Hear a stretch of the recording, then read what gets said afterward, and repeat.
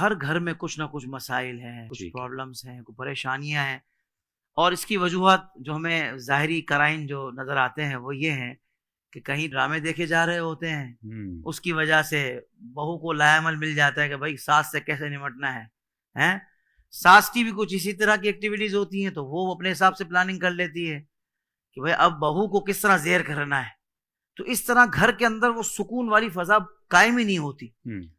تو میں چاہوں گا یہ ارشاد فرمائیے گا کہ جب حضور کی سیرت طیبہ ہے، اور وہ سیرت طیبہ کہ جو زندگی کے ہر موقع پر ہماری رہنمائی کرتی ہے، ہر شعبے میں رہنمائی کرتی ہے، ہر انداز سے رہنمائی کرتی ہے، تو آپ کو کیا لگتا ہے فقدان کہاں نظر آتا ہے کہ حضور کی سیرت کو پڑھا نہیں ہے، سنا نہیں ہے، سمجھا نہیں ہے، یا اس کی امپلیمنٹ نہیں ہے، عمل درآمد نہیں ہے؟ یہ ارشاد فرمائیے۔ نبی پاک صلی اللہ علیہ وسلم کی جو سیرت ہے نا، پہلی بات یہ ہے کہ لوگ پڑھتے نہیں ہیں، اور دوسری بات یہ جن سے سنتے ہیں نا، جن کو یہ اسکالر سمجھتے ہیں، وہ سر سے لے کر پاؤں تک ان کا مذہبی حلیہ ہوتا ہی نہیں ہے۔ حالانکہ حدیث پاک میں یہ فرمایا گیا کہ جس سے دین لے رہے ہو دیکھو تو صحیح بھی اس اہل ہے کہ میں اس سے دین لے لوں۔ آج بد عملی پھیلی کیوں ہے؟ یہ جو ایسے اسکالر ہوتے ہیں انہوں نے کہہ دیا پردے کی ضرورت دل کا پردہ ہونا چاہیے، حالانکہ یہ قرآن و حدیث کا جملہ ہی نہیں ہے، یہ تو جہالت کی منڈی کا سب سے بلند جو ان کا ایک وار ہے وہ سودا ہے، اس کا تعلق ہی دین اسلام کے ساتھ نہیں ہے۔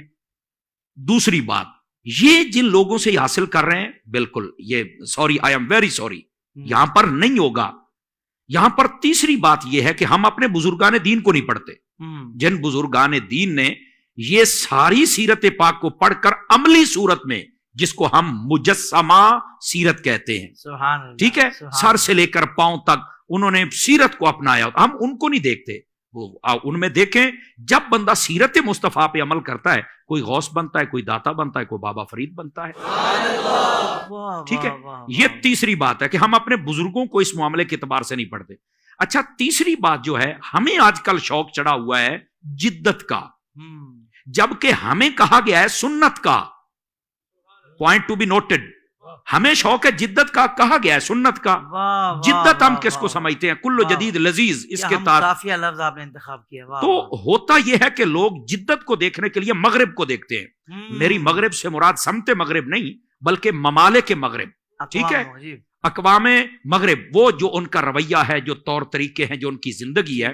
تو میں یہاں ایک اشارہ دے دوں، دیکھو وہاں بھی مسلمان بستے ہیں، وہاں بھی دین کا خبر، ایسی بات نہیں ہے، لیکن جس کمیونٹی کو تم فالو کر رہے ہو نا جی، اس کو مغرب کہتے ہیں۔ تو مغرب کون سا وقت ہوتا ہے؟ جب سورج ڈوب رہا ہوتا ہے، اگر ان کو فالو کرو گے ڈوب جاؤ گے۔